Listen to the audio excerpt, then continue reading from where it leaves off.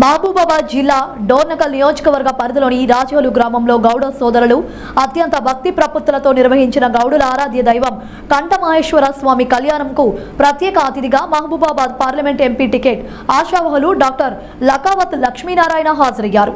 ఈ సందర్భంగా గ్రామంలో కాకతీయుల కాలంలో నిర్మించిన వరదరాజుల స్వామి పురాతన దేవాలయం సందర్శించి ప్రత్యేక పూజలు నిర్వహించి స్వామివారి ఆశీస్సులు తీసుకున్నారు. అనంతరం ఆయన మాట్లాడుతూ ఉమ్మడి వరంగల్ జిల్లా సీనియర్ కాంగ్రెస్ నేతగా తన భార్య మాజీ జడ్పీ చైర్మన్ లకావత్ ధన్వంతికి అండగా అనేక సంక్షేమ కార్యక్రమాల్లో తన వంతు పాత్ర పోషించి అనుక్షణం ప్రజల్లో ఉంటూ ప్రజా సేవే పరమావధిగా నడుస్తున్న తనకై కాంగ్రెస్ పెద్దలు మహబూబాబాద్ పార్లమెంట్ టికెట్ ఇచ్చినట్లయితే తప్పకుండా భారీ మెజారిటీతో గెలిచి ప్రజలకు నిరంతరం అందుబాటులో ఉంటూ సేవలు అందిస్తానని తెలిపారు.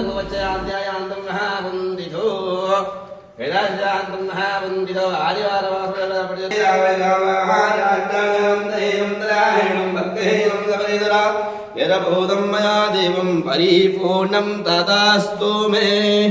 జయ బోలో శ్రీదేవి భూదేవి సమేత శ్రీ వరదరాజ స్వామి భగవాన్ కి గట్టిగా చెప్పండి. మీరు ఆనందంగా అయితే జై కాంగ్రెస్, జై కాంగ్రెస్. డాక్టర్ లక్ష్మీనారాయణ గారి నాయకత్వం. జై కాంగ్రెస్, జై కాంగ్రెస్. కాంగ్రెస్ గెలుస్తాను. నమస్కారం. నేను doctor Lakavath Lakshminarayana Nayak, TPCC member and ఈ మహబూబాబాద్ పార్లమెంటుకు కాంగ్రెస్ పార్టీ తరఫున ఎంపీ అభ్యర్థిగా పోటీ చేయాలనుకుని అప్లికేషన్ పెట్టుకున్న అభ్యర్థి నేను. అయితే ఈరోజు డొర్నకల్ మండలంలోని రాజోలు గ్రామంలో మన గౌడ సోదరులందరూ కలిసి ఇక్కడ కంఠమహేశ్వర స్వామి ఉత్సవాలు జరుపుకుంటున్న సందర్భంగా వారి ఆహ్వానం మేరకు ఇక్కడ స్వామివారిని దర్శించుకోవడానికి రావడం జరిగింది. ఇక్కడ చాలా ప్రశాంత వాతావరణంలో స్వామివారు చాలా గంభీరంగా కూర్చొని ఉన్నారు, కానీ ఒక గుడి ఏర్పాటు కాలేకపోతూ ఉన్నది.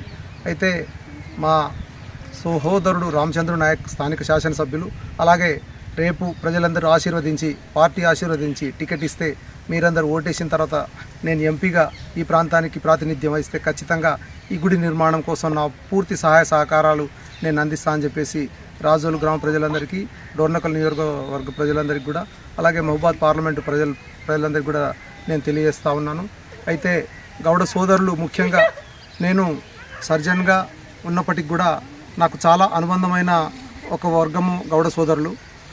నేను దాదాపు 1975-80 నుండి అంటే వారి శ్రమలను నేనైతే ప్రత్యక్షంగా చూస్తూ ఉన్నాను.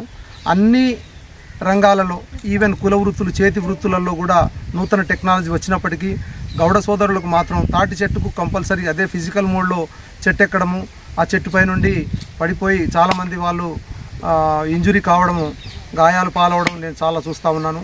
అయితే వీరికి ఒక స్పెషల్గా టెక్నాలజీ డెవలప్మెంట్ విషయంలో కావచ్చు, లేకుంటే వీరికి ఖచ్చితంగా ఒక పెన్షన్